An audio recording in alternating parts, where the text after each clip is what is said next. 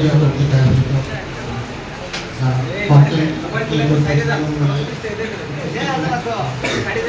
In charge আসসালামু আলাইকুম। Content creator শুধু মানে ভিডিওতেই সীমাবদ্ধ তার কন্টেন্ট অনেক বিস্তৃত, যেমন কেউ যদি অনলাইনে লেখালেখি করে, গ্রাফিক্সের কাজ আছে, চিত্র, এই বিষয়গুলো সবগুলো বিষয় মিলেই হচ্ছে আপনার মানে কন্টেন্ট ক্রিয়েশন। তো সবচেয়ে বেশি যেটা জনপ্রিয়তা লাভ করেছে সেটা হচ্ছে ভিডিও মেকিং। কন্টেন্ট ক্রিয়েশনের উদ্দেশ্যটা কি আপনার মানে অর্থ উপার্জন করা না বিনোদন করা? বিনোদন করা। আপনি কি কাজে লাগাচ্ছেন সেটা আপনাকে চিন্তা করতে হবে। আপনি এই কাজ করতে গিয়ে যেটা করতে হবে মানে যেটা যে ভিডিওটা তৈরি করছে সেটা সেম আবার অনুকরণ করে আপনি সেম একটা ভিডিও বানাবেন, তবে ভিডিওটা কিন্তু বেশি ভিউ হবে। মানে আপনার হচ্ছে আপনার মেধা দক্ষতা এবং চিন্তাকে কাজে লাগে এক্সেপশনাল কন্টেন্ট ক্রিয়েট করতে গিয়ে আপনার যেটা কারো যাতে মানে ব্যক্তি সত্তায় আঘাত না লাগে এবং ধর্মীয় অনুভূতিতে আঘাত না মানে মানে এক কথায় হচ্ছে মানে একটা এলাকা, একটা সমাজ এবং দেশ এবং রাষ্ট্রের কল্যাণে এরকম ভিডিও হচ্ছে তৈরি করতে হবে। আর যেটাকে আমরা যে যখন আমরা থিসিস বা গবেষণা করি তখন একটা এই টার্মটা তো শুনছেন কিনা, প্লেজারিজম, চর্যবৃত্তি শুনছেন নামটা? এটা চর্যবৃত্তি মানে আরেকজনের ভিডিও অনুকরণ করা, মানে যে কোনো কিছু মানে কপি পেস্ট করা আর কি। আপনার আমরা অ্যাসাইনমেন্ট করি বা প্রজেক্টের কাজ করি বিভিন্ন বিষয়, মানে কপি পেস্ট করিলাম, এই কপি পেস্টের কাজ করা যাবে না। মানে প্রত্যেকেরই মধ্যে একটা মানে ব্যক্তি স্বাতন্ত্র্য বোধ আছে, প্রত্যেকেরই নিজস্ব সত্তা এবং সক্রিয় সত্তা দিয়ে আপনার ফুলবাড়িয়া তথা ময়মনসিংহের যে ইতিহাস, ঐতিহ্য এবং সম্প্রতি যে আপনার জিআই পণ্য হিসেবে স্বীকৃতি পেয়েছে আপনার আঞ্চলিক, এগুলো সহ আপনারা হচ্ছে বহির্বিশ্বের কাছে আপনার ভিডিওর মাধ্যমে তুলে ধরবেন। এবং সেই একই কথা আপনারা হচ্ছে এমন কিছু ভিডিও তৈরি করবেন না যেটাতে মানে সমাজের ঐক্য বিনষ্ট হয়। ঐক্য বিনষ্ট হয়, ব্যক্তি সত্তায় মানে ব্যক্তি চরিত্র হনন করা, এরকম কোনো কিছুই করা যাবে না। বা আরেকজনের সমালোচনা করে ভিডিও তৈরি করা যাবে না। যেটা বৃহৎ মানুষের কাজে লাগে সেরকম ভিডিও তৈরি করতে হবে।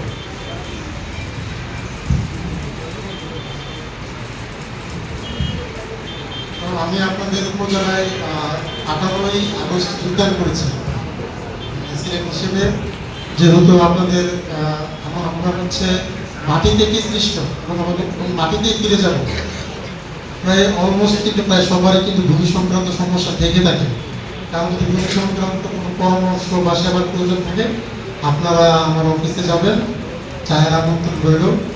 আমি আমাদের মানে জুরিসডিকশন অনুযায়ী যতটুকু সম্ভব আমার যে ভূমি সংক্রান্ত যে সার্ভিস যেটা আছে সেটা আমি দেওয়ার চেষ্টা করবো। আপনারা যদি ভূমি সংক্রান্ত বিষয়ে যদি কোনো ভিডিও কন্টেন্ট তৈরি করতে চান সেই বিষয়ে আমি হেল্প করতে পারবো।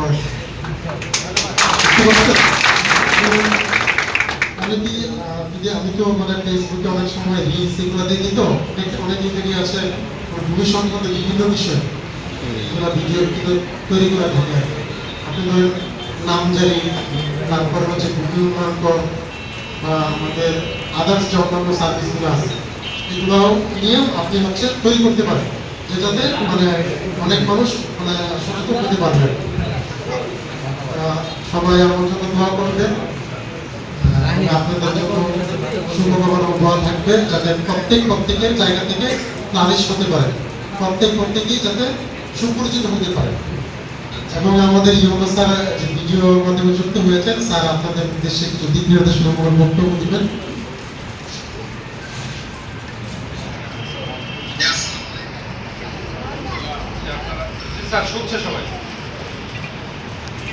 সকলকে আমার আমার পক্ষ থেকে আন্তরিক ধন্যবাদ এবং কৃতজ্ঞতা জ্ঞাপন করছি আজকের এই অনুষ্ঠান আয়োজন করার জন্য ফুলবাড়িয়া উপজেলায় যে তার ডিজিটাল কন্টেন্ট ক্রিয়েটর রয়েছেন তাদের সকলকে আমার পক্ষ থেকে কৃতজ্ঞতা জানাচ্ছি। যাই হোক, আমরা এমন এক সময়ে বসবাস করছি যে সময়টি আসলে সত্যিকার অর্থে ডিজিটাল যুগে আমরা পদার্পণ করেছি। আমরা এর মাধ্যমে যে ডিজিটাল প্ল্যাটফর্ম ব্যবহার করি, আমার রিকোয়েস্ট থাকবে সকল ডিজিটাল কন্টেন্ট ক্রিয়েটরের প্রতি যে আমরা এমন কন্টেন্ট ক্রিয়েট করব যে ক্রিয়েটগুলো আমাদের সমাজ থেকে যে আমাদের অসঙ্গতি রয়েছে সেগুলা দূর করার ক্ষেত্রে ভূমিকা রাখে। আমি এখানে যারা আমরা এখানে আছি তারা তরুণ প্রজন্ম, তাদের বয়স এমন যারা একটি দেশকে একটি জাতিকে চেঞ্জ করে দিতে পারে। তো সেই চেঞ্জ বা পরিবর্তনে যাতে আমাদের এই ফুলবাড়িয়ার তরুণ যুব সমাজ ভূমিকা রাখতে পারে সেই লক্ষ্যে আমি সবার দৃষ্টি আকর্ষণ করছি। যাই হোক, আজকে আমাকে এখানে অতিথি করে আমি প্রাউড ফিল করছি।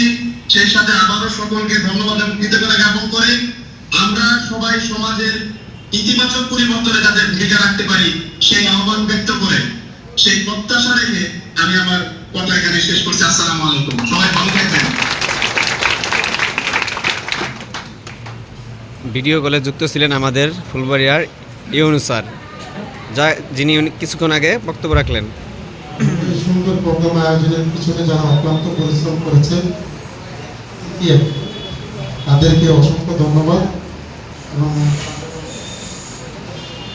মেহেদী হাসান তার সুস্বাস্থ্য এবং দীর্ঘায়ু কামনা করছি। সে যাতে ফুলবাড়িয়া